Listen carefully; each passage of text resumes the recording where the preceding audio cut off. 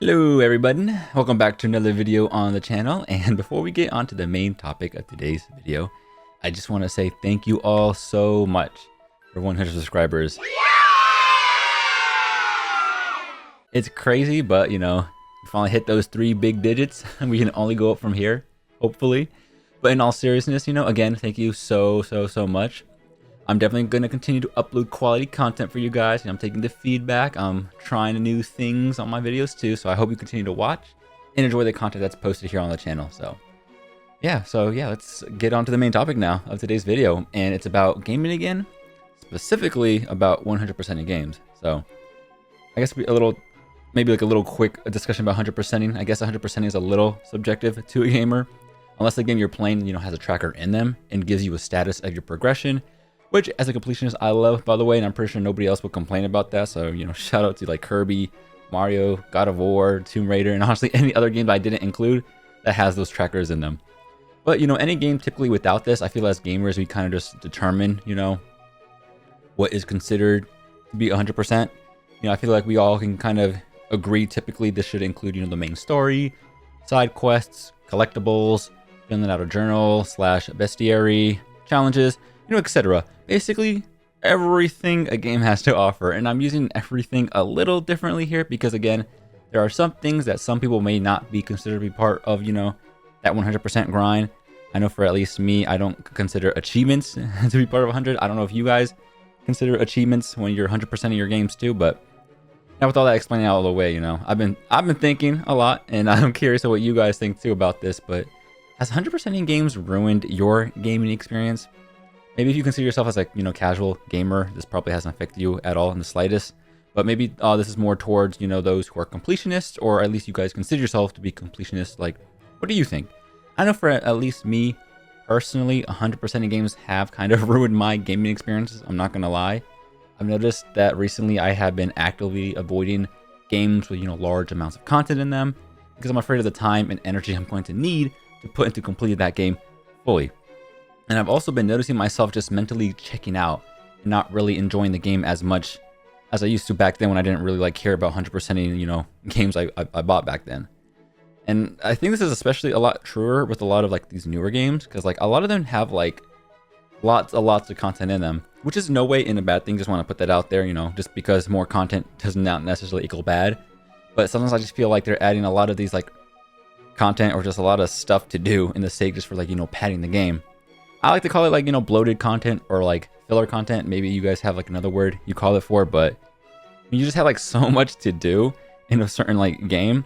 It makes like the experiences like just a lot more brutal.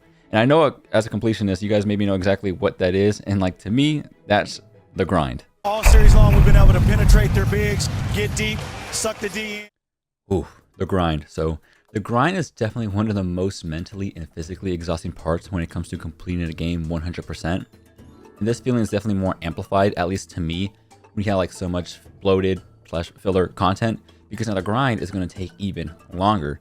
And it comes to a point, like at least when I'm in the middle of grinding the game, I'm noticing myself getting angry. Okay, maybe angry isn't necessarily the right word to use here, because it's not like I'm super pissed off or like just tweaking out or anything like that. More so annoyed, frustrated, and tired, I guess. Yeah, I think those are probably the better words to use.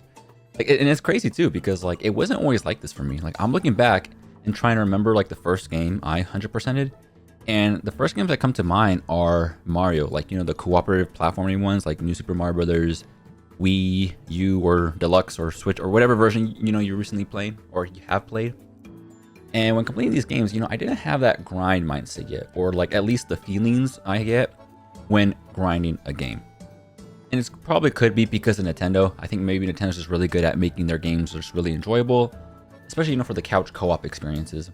I have like 4 other siblings, so it was always fun having a full stack, completing like all these levels and collecting star coins, whatever collectible the game has you collecting at the time, because I know it's not always necessarily just star coins.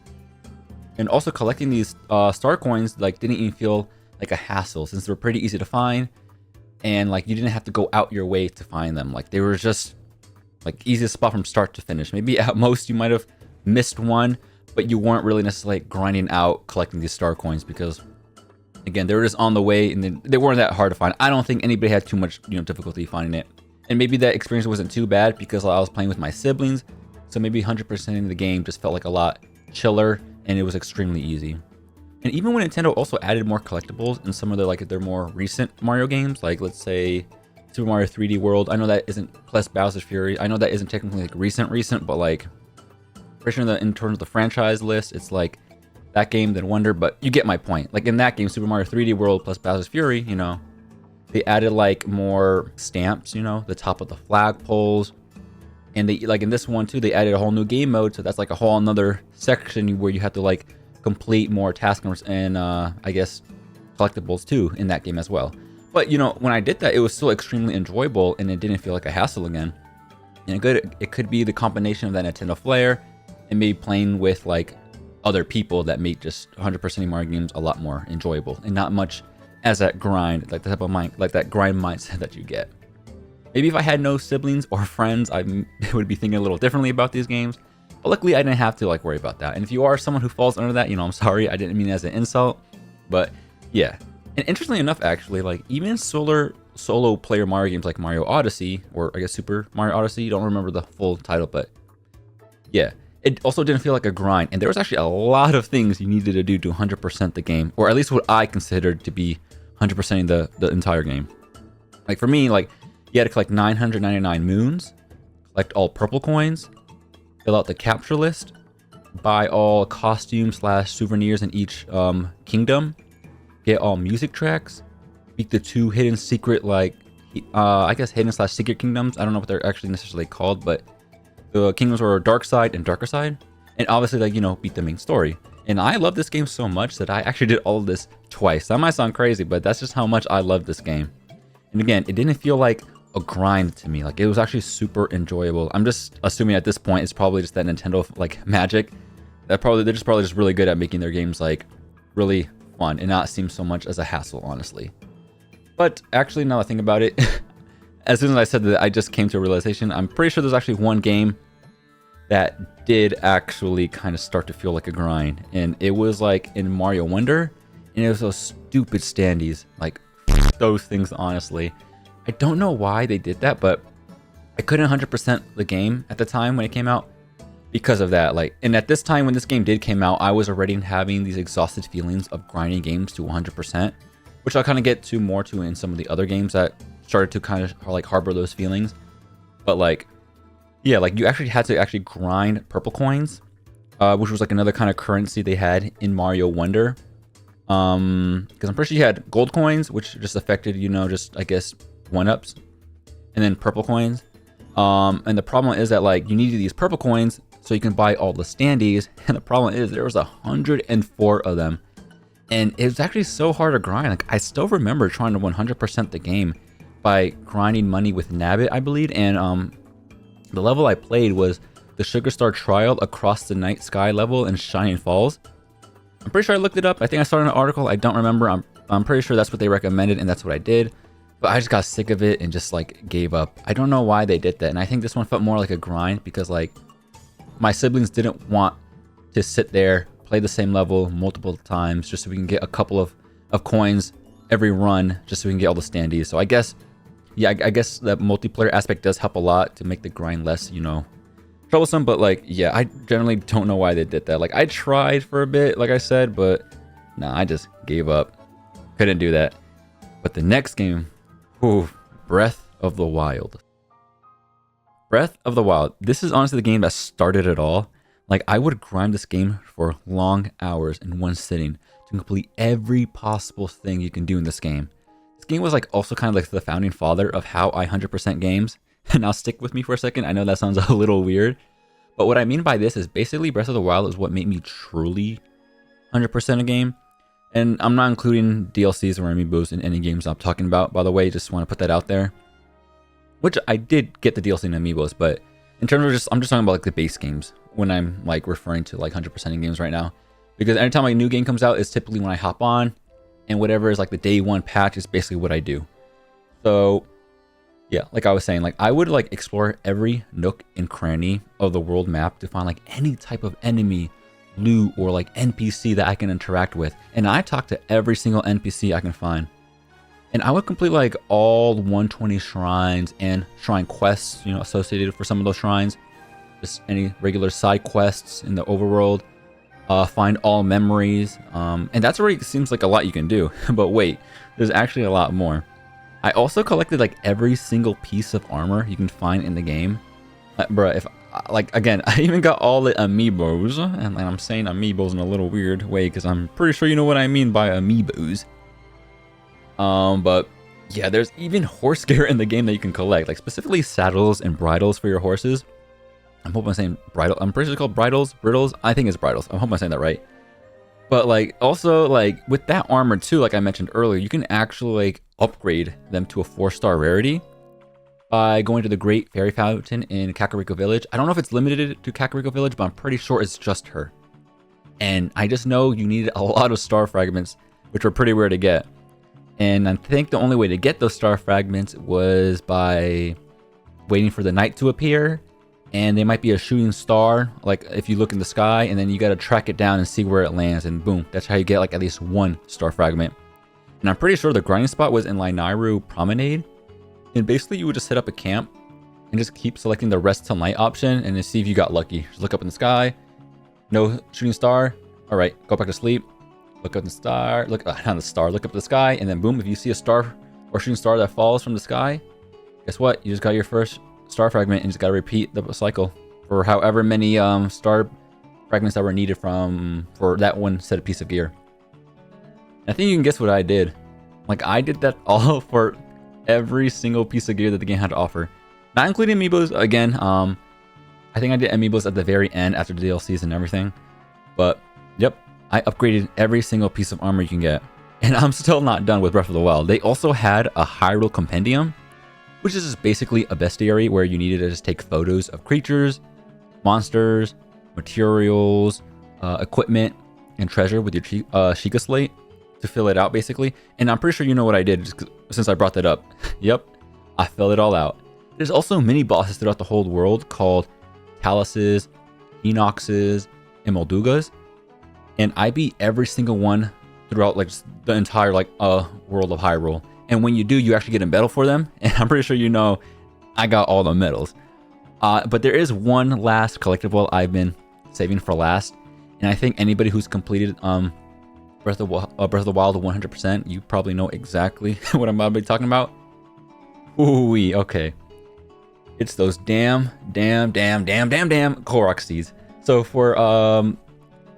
for those of you that don't know what it is, it's basically like a collectible or currency. I don't know really, because I know a certain character collects them, and his name is Hetsu. So if you find all of these Korok seeds, you basically give them to Hetsu, and he increases your weapon, shield, or bow inventory slots. And in order to get one of these Korok seeds, you get them by finding Koroks throughout the world of Hyrule, right? And then you complete some type of puzzle. These puzzles can range from like honestly anything. I don't remember too much. I know some were like some matching ones, shooting balloons in the sky, following the path of like a little flower. I think another one was like shooting a rock into a hole. Basically, there was like a bunch of different like mini puzzles. Essentially, you just wanted to complete that puzzle. Korok will come out, and they proceed to give you a Korok seed. The thing about this though, there are 900 of these things. Like just imagine that. Like it is impossible, honestly, I think, to find all of them legitly. If you're someone that found them all legitly without a guide or interactive map, then you, sir or ma'am, are a nut job. I could not do that. Like I tried, I think, when I did my first run. Nah, it's just almost impossible to find. I used interactive map. So yeah, like I said, I used an interactive map so I can know where all the locations are and just like, you know, mark them so I don't forget. And this took hours. Like I'm talking about hours. I think this was like a major like portion of my like Zelda playthrough. It was just finding all these Korok seeds, because like I said, you need to like complete the puzzle first. So like every Korok seed has its own puzzle.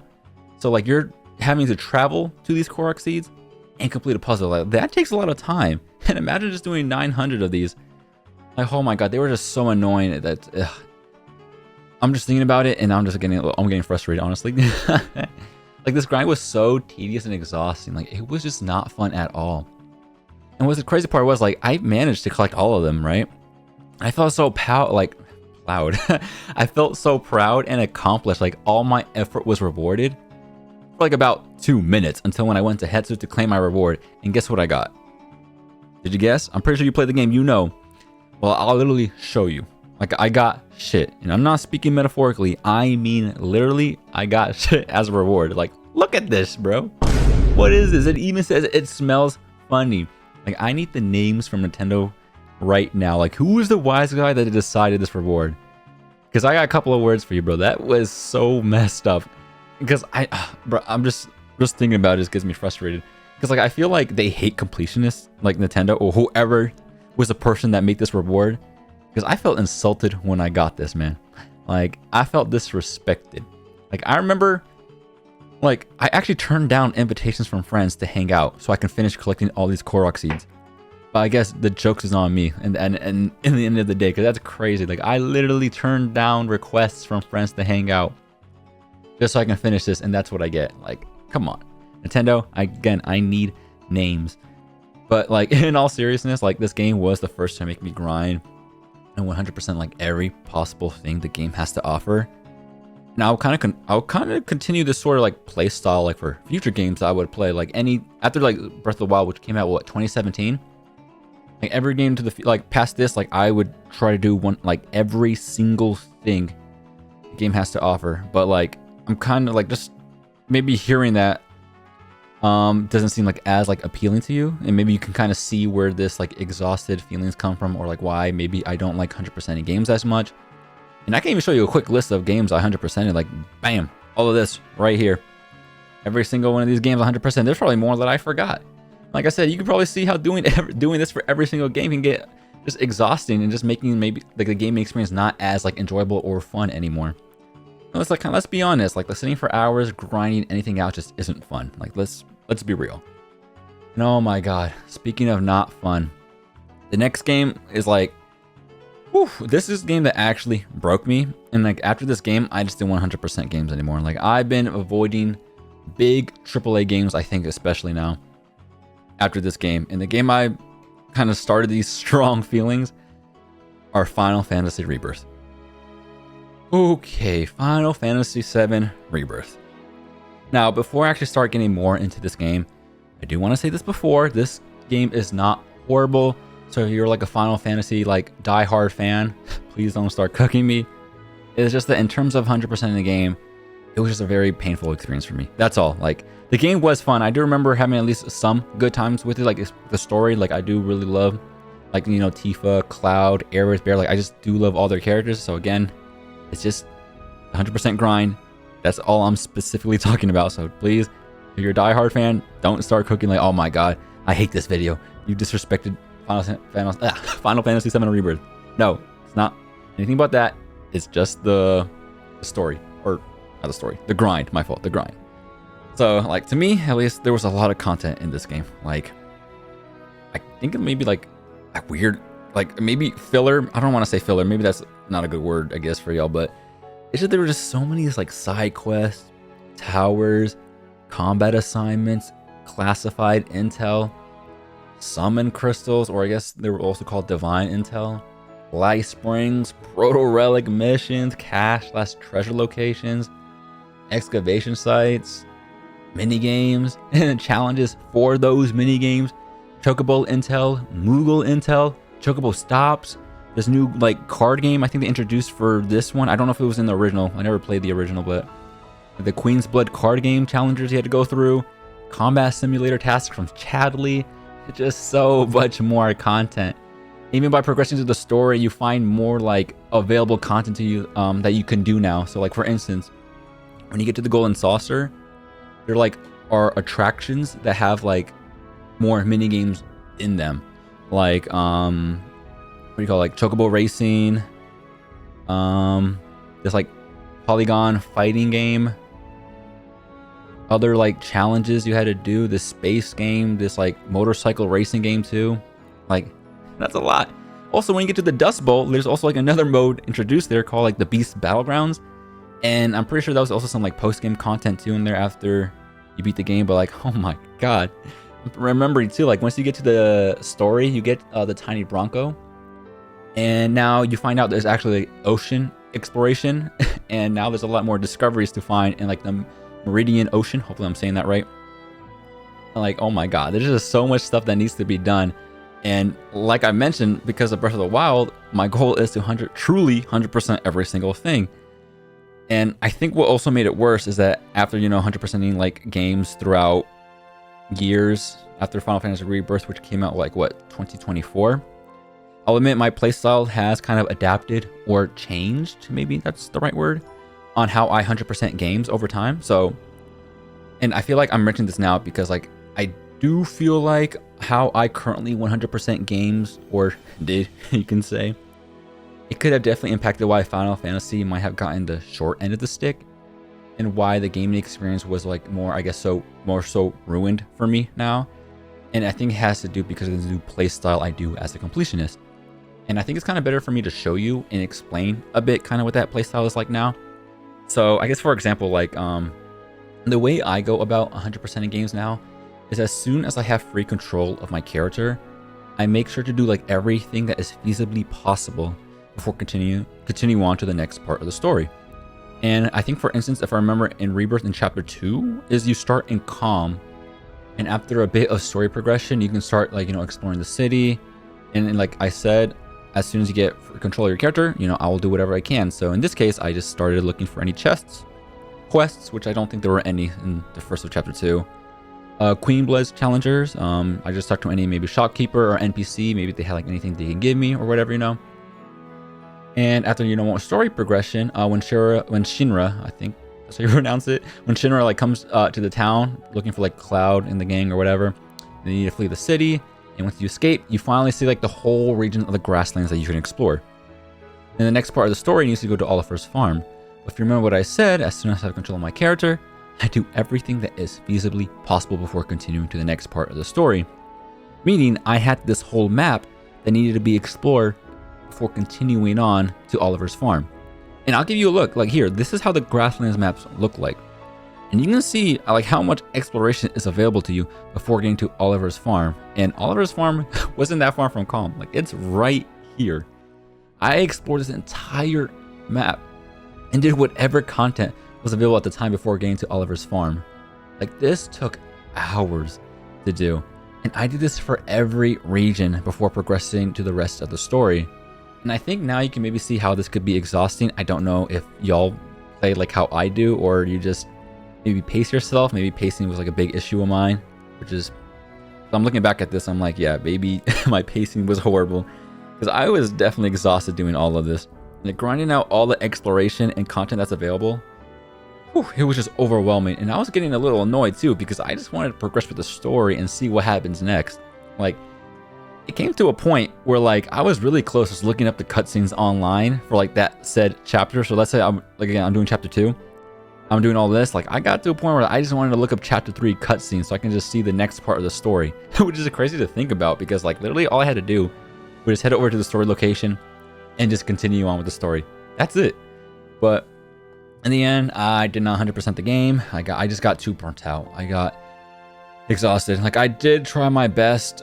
There was this one issue though when it came to 100% of the game. Maybe if you guys played Final Fantasy 7 Rebirth at the time, like day 1, there was a bug, if I recall, for a quest, which was in the Golden Saucer, right? Yeah, it was in the Golden Saucer, and you had to do a bunch of these mini games against this dude. Like you just had to beat his high scores. But yeah, I don't want to get into it. If you know what I'm talking about, you basically know what I'm talking about. I couldn't beat that quest, so that also kind of ruined the vibe for me too. But like it was that and getting burnt out. But yeah, I just couldn't do all the available content. Like post game, I didn't even bother doing it. I just got tired again. But I do feel bad for this game because I feel like I'm giving this game more hate than it deserved. Final Fantasy, like again, Final Fantasy 7 Rebirth did come at a time where like I was already having these pent up feelings of exhaustion and just tiredness from 100% in games. And I think my playstyle definitely did not help with that either. So I think all these just pent up feelings just finally kind of exploded. And it just happened to be let out all on Final Fantasy VII Rebirth. So Again, the game's not bad. I just feel like the timing for the game was just horrible for me. And it got the short end of the stick, and I just let everything out at that time. But I don't want to like make this whole video seems like it's so negative, especially if you're a casual gamer and you're kind of hearing like, okay, maybe I'm interested in 100% in the game.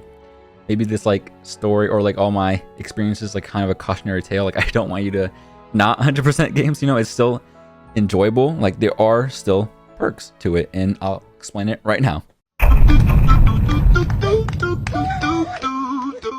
Alright, I know throughout this whole video I was sharing my concerns and problems I have with 100% in games and how it affects me, you know, mentally and physically, but I do want to share at least some of the positives that do come from completing a game in its entirety. I just don't want you guys who are listening to this video just kind of being discouraged from some of the things I've said. Maybe you're a completionist and maybe you just disagree with a lot of things I said, which is perfectly fine. It's kind of just how I personally feel.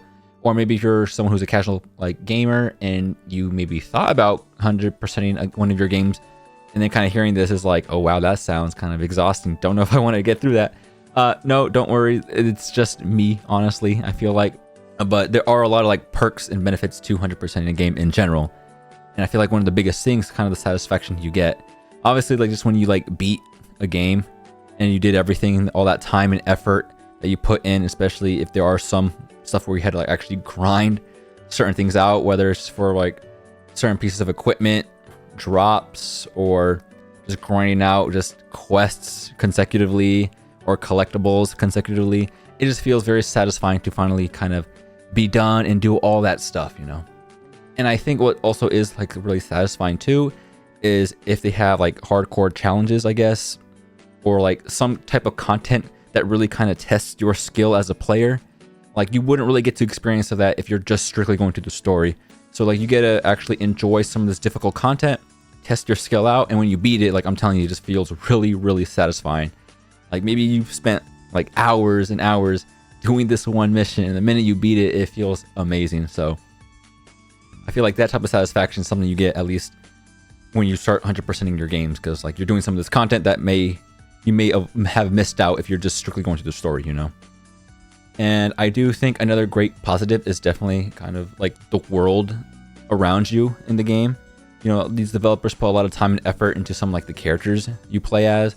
Maybe it's just the customizable features you get, or I guess the preset character that is just given to you. Like let's say Xenoblade Chronicles, like Rex, you just play as him. And I just think it's very kind of satisfying and really interesting to kind of experience his like kind of point of view, the story that's taking place, who he is as a character, and the interaction he has with like different people around him, like whether that be like Pyra, Mithra, Nia, you know, what's the other guy's name? Morgana. There's more characters, but I just can't really remember their names from the top of my head. But you kind of like get to see their interactions, how they kind of build stronger bonds with each other. And it doesn't have to be just kind of like the main cast, you know, kind of exploring different characters throughout the world, like NPCs through quest lines, is also very like really cool to actually attempt to do, because when you do them, you learn more about these NPCs. And now I'll admit some quests are not always interesting, but there are like a lot of these cool, interesting quests that actually kind of get you like actually like off your chair a bit, or maybe just kind of like no longer leaning back on your chair, maybe you lean forward a bit just to kind of see like, okay, let me kind of lock in and kind of see what's going on, you know. So it's just really cool to see that their stories. Sometimes they might be relatable, pretty depressing, sad. Basically, you get to feel a bunch of different sort of emotions from these random characters, and it kind of brings more life. They don't feel like just random bots, you know. They actually seem like actual people, you know, where you can relate to and just kind of experience their stories. And one thing I also kind of, going back to Xenoblade Chronicles 2, one thing that was also really cool was that they had a kind of like a gacha system. I know when you hear gacha, you might think, oh, whoa. But trust me, it's not like that. You don't actually pay for any of these like drops, or like in this game, they're called like core crystals. You don't pay for them. You can grind them out if you really wanted to. And when you grind them out, you're basically trying to go for those S tier characters. I guess if I want to quickly do a comparison so you can understand what I'm talking about, like, you know, in Honkai Star Rail, you have rail passes, and maybe you're going on to a weapon banner, and you're trying to get that 5-star character. And in your 10 pull, you might get like a 5-star, 4-star or typically a 3-star. There is no 4-star in Xenoblade Chronicles 2. It's just the 5-star character and those 3-star light cones that nobody cares about. That's basically how the gacha system works in Xenoblade Chronicles 2. You just want that 5-star, and then there's just 3-star trash, you know. You don't care about that at all. But what's really cool about in this game, like when you unlock these characters, they actually have a character quest. And kind of going back to what I said earlier, you kind of really learn more about these characters and kind of see like the interactions and the relationships they build up with each other. They just don't feel like just bland characters. They actually have life to them. And I just feel like it's really cool. Like if you don't even do any of that, you won't really ever get to experience any of these quests or characters if you're just going strictly to the story. So I just think that's another positive when it comes to 100% in a game. And also one thing that's really cool is like lore. So games that kind of have documents, artifacts, journal entries, or whatever you want to call it for that game, they always provide like some interesting aspect about like the world around you. And learning more about the world is actually really cool because you kind of get to experience how that universe ended up in the situation it is now, or how maybe a certain character, unfortunately, I guess, passed away, and because of his decisions, maybe you're now having to deal with those consequences, you know. It's just like very interesting to see. And if you're skipping all that stuff, you know, you don't really get to appreciate that and experience those lore bits throughout like the game. So I just think all of that is like really cool and a bunch of like, I guess, positives. Maybe some of you don't care about that stuff. So I guess to speak to you in a monetary way, you do get value for the game that you play. Since you're doing all this content, you know, you're literally squeezing every single cent out of the game you bought because you're doing all the content that's available. So I know I hear people complain about link time for games sometimes, and people that complain are just complaining because they just beat the game too quickly, honestly. Like they didn't do any of the side content, so they didn't really get to experience all these cool, interesting like aspects that the developer put into the game because they just strictly did the story. So how are you guys going to celebrate tonight? Go to the mall and buy some potato salad. In conclusion, or TLDR, I guess, I hope I'm not saying that wrong, I just noticed myself not enjoying some of the more recent games I've been playing, and that's a big reason, and a big reason of that is obviously due to like what this video is about, 100%ing them. I just been mentally, you know, exhausted, physically tired as well, you know, just checking out. And I think this video definitely has helped me see why I've been feeling that way. And definitely one of the biggest reasons is just that grind. Just kind of grinding out multiple things in long sessions, you know, long play sessions is just not healthy, honestly. If you're somebody that does that, maybe you should cut back. I know I've been cutting back on those long play times. And also I do think my playstyle has also affected just how I feel right now. Kind of looking back how I played Final Fantasy VII Rebirth, I do think it was definitely a big part of how I feel, like why I feel this way now. Kind of just doing everything that's feasibly possible before going to the next part of the story definitely kind of just made me burnt out. I just think that type of pacing is probably horrible. I do not recommend it. I don't know if some other people play like that, but I just realized it's probably not good to play that, like in that type of way. I do still play games, just want to put that out there. I don't want people thinking I just gave up on gaming entirely. I just noticed a shift in my games and just not really 100% in games as much. Like I'll still do a lot of the content, but I probably won't like complete 100% of that content. Like let's say there's 100 quests, maybe I might do 80, you know, just kind of as an example. I just noticed I just really kind of enjoy indie games a lot more now than AAA games. I just think to me, at least indie games are just a lot more compact. So they just have like less content in them than a AAA, but you know, they just have that more enjoyable aspect to it and they feel a lot less grindy since there's not that much stuff in them in the first place. And I also do think the type of games obviously do make it kind of a difference when it comes to 100% in the game. Definitely those open world JRPGs are definitely take a lot of time, and I think a lot of the games I played were those open world JRPGs, so that kind of could explain a lot why I've been feeling tired. But yeah, now I just want to kind of put it onto what. But yeah, now I just want to know what you guys think about this. Has 100% in games kind of ruined your gaming experiences? Are you noticing yourself getting tired from them? Or maybe you enjoy every aspect of it, like you just don't care, honestly. I'm just curious, like let me know what you think. Also, people that don't 100% games too, Has hearing this kind of justified why you don't like completing your games in its entirety?